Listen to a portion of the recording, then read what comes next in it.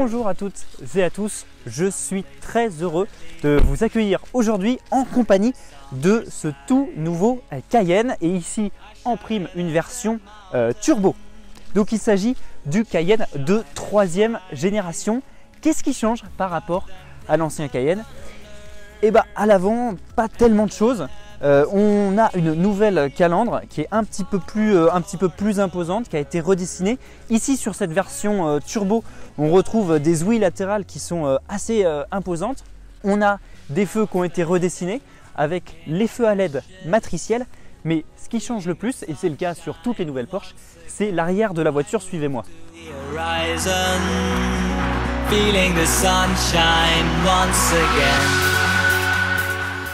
Donc à l'arrière, on retrouve un dessin qui est plutôt nouveau sur ce Cayenne, mais qui est commun aux autres modèles de la gamme. On a donc ici le fameux bandeau lumineux rouge qui est caractéristique de tous les nouveaux modèles Porsche, et ces feux redessinés beaucoup plus affinés que sur l'ancienne version. Ce qui change également sur le Cayenne de 3e génération, et là c'est une nouveauté inédite, c'est le système de freinage. Et venez voir, je vais vous montrer. Ce ne sont plus des freins acier, c'est le nouveau système de freinage PSCB de chez Porsche. Alors en fait, pour les connaisseurs les plus scientifiques d'entre vous, les disques sont en carbure de tungstène. C'est un matériau qui est relativement lourd et dur, et c'est tout simplement plus performant. Le coefficient de frottement est plus important avec ce matériau qu'avec l'acier, donc on obtient un freinage qui est plus efficace. Bien sûr, ça n'enlève en rien la place sur la hiérarchie du fameux système carbone céramique qui à chaud reste le système le plus efficace. Venez maintenant dans l'habitacle que je vais vous présenter.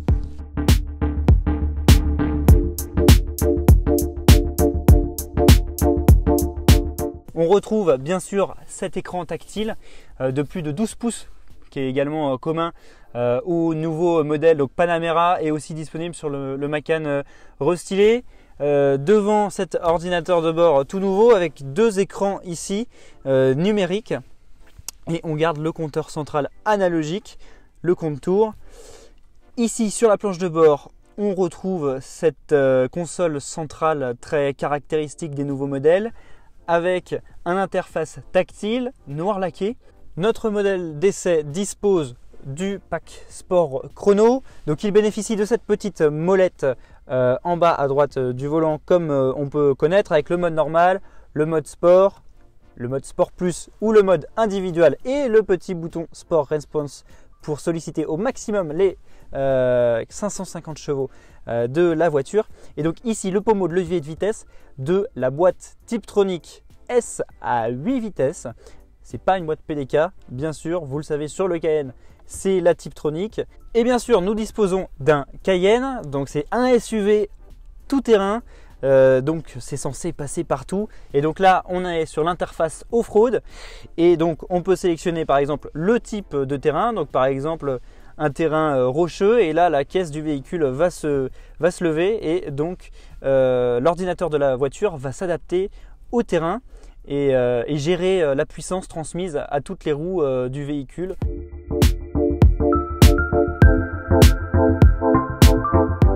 Notre modèle d'essai se dotait donc du fameux V8 4 litres biturbo de 550 chevaux, permettant de lancer le mastodonte de 4,93 m à la vitesse de 100 km/h en seulement 3 secondes 9 avec le pack sport chrono.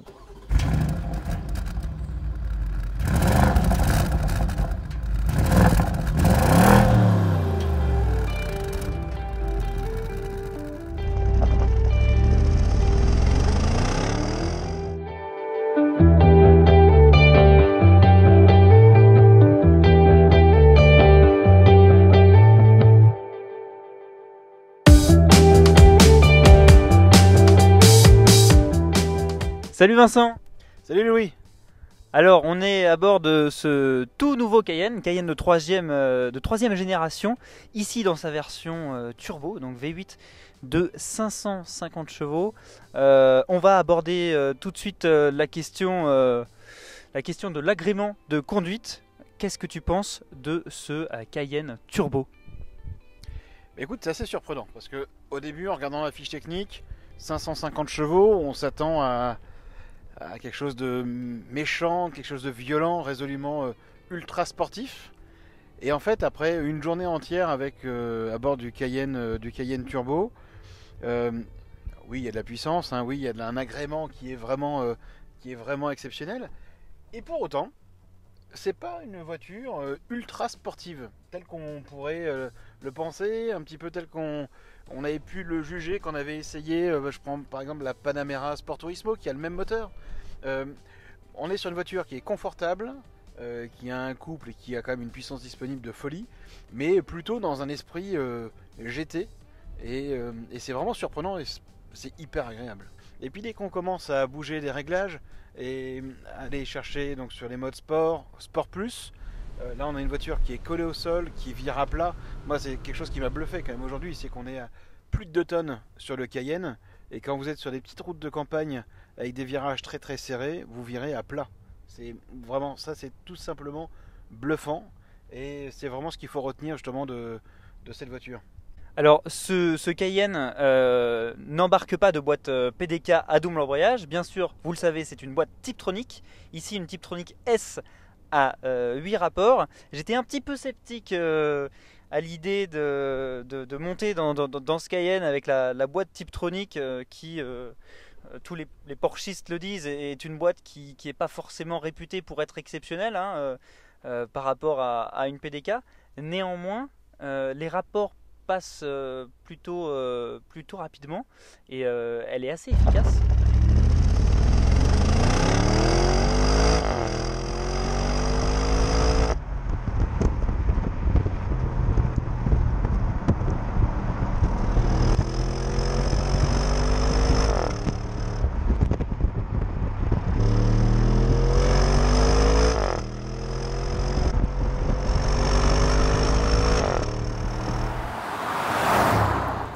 Quand le Cayenne est sorti, moi j'étais assez étonné en fait au début de ne pas trouver de boîte PDK dans la configuration technique, dans la fiche technique du Cayenne.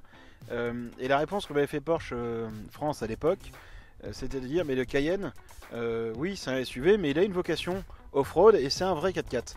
Et sur un vrai 4x4 on a besoin d'avoir une certaine progressivité, une certaine élasticité si vous me permettez le terme, entre guillemets au niveau de la boîte, alors que la PDK est quand même assez rugueuse, assez rapide, un peu plus exclusive. Et donc Porsche a fait le choix de garder la boîte Tiptronic. Soit. En l'essayant aujourd'hui, on peut surtout se rendre compte qu'entre la Tiptronic qu'on pouvait connaître, alors je vais prendre des vieux modèles, hein, mais 993, même 996 après, et la Tiptronic qu'on peut connaître sur ce Cayenne là, c'est le jour et la nuit. On a une boîte qui certes est pas aussi rapide que les boîtes PDK qu'on peut connaître aujourd'hui, et pour autant on a une boîte avec des passages de vitesse qui sont quand même très très très courts et sans avoir les effets un petit peu de patinage qu'on pouvait ressentir justement sur les premières générations de type de boîte de boîte Tiptronic. Donc ça c'est vraiment important. Et puis autre point, quand vous passez sur le mode Sport Plus, et ben là les passages de vitesse par contre deviennent quand même beaucoup plus rapides, beaucoup plus violents. Et on retrouve justement l'ADN Porsche, l'ADN sportif, même avec la boîte Tiptronic. Donc ça c'est aussi la bonne surprise du jour. Alors on va voir si ce Cayenne est capable de quitter le bitume. On voit ça tout de suite.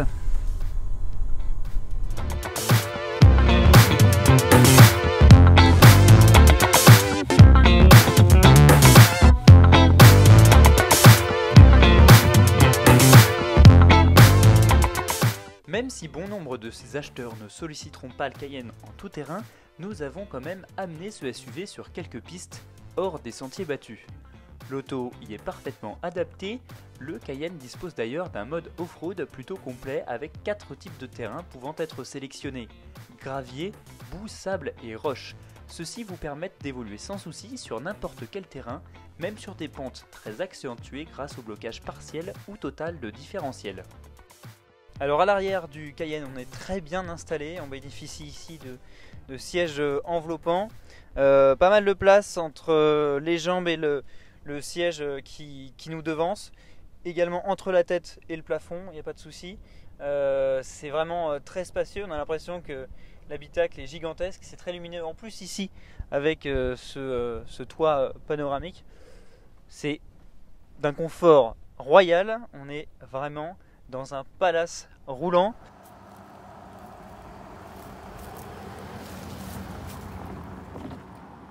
Alors rien à voir, parlons sécurité maintenant. Ce Cayenne de 3e génération embarque tout un armada de nouvelles technologies de pointe, et parmi ces dernières nous avons l'assistance à la conduite qui corrige par exemple les trajectoires. Si on veut changer de fil et qu'on ne met pas le clignotant, la voiture va nous reprendre. Le volant va bouger et va tourner automatiquement pour nous remettre dans notre voie. Et en fait, si on touche plus le volant, il se passe quelque chose. La voiture prend les commandes en fait. Et comment ça se passe après? Alors vous le verrez, on a filmé cette séquence, mais c'est vraiment bluffant parce que à partir du moment où la voiture a identifié justement 2 lignes de chaque côté du véhicule, qui sont souvent donc les lignes pointillées ou les bandes blanches, vous avez un petit signal vert sur le tableau de bord, et ce signal vous indique que la voiture suivra toujours cet axe-là. Alors au début c'est un petit peu surprenant, mais quand on n'est pas habitué, on sent justement une petite force dans le volant, et le volant qui contredit un petit peu la trajectoire naturelle qu'on a prise au début. En fait, ce qui se passe, vous pouvez lâcher entièrement le volant sur ces types de route, et la voiture va corriger d'elle-même l'incidence. On a même fait le test sur une voie express tout à l'heure, où on lâchait entièrement le volant, la route tournait un petit peu et la voiture tournait. Attention, c'est pas une voiture autonome. C'est-à-dire vous pouvez pas commencer à dire je mets le régulateur de vitesse auto-adaptatif, comme ça si ça freine devant, ça freinera aussi. Et puis je mets l'aide justement pour maintenir ma trajectoire toujours sur le bon cap. Bah ouais, c'est bien, mais au bout de quelques secondes, vous avez quand même un petit voyant sur le tableau de bord, et ce voyant vous indique justement que vous devez reprendre le contrôle. Rappelons que ce que nous venons de réaliser était un test, et cela n'est absolument pas légal.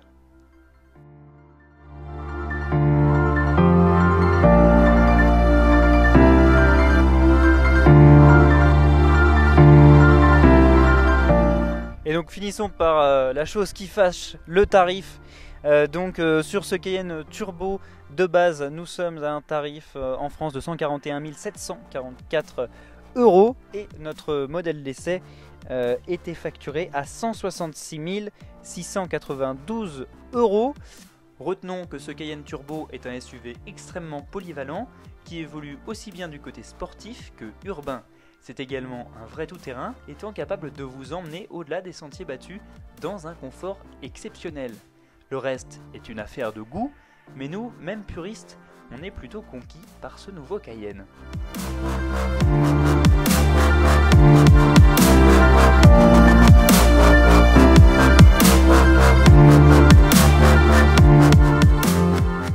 Et écoute, merci Vincent pour cet essai.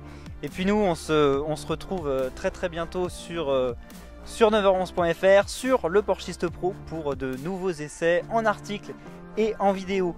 Je vous invite à vous abonner à notre newsletter en cliquant sur 9h11.fr, ou également aussi sur leporschistepro.com. Je vous retrouve donc dans un mois pour un nouvel essai. Nous essaierons l'incroyable 911 type 991 phase 2 GT3 avec flat 6 atmosphérique 4 litres de 500 chevaux. En plus là en prime avec une boîte manuelle.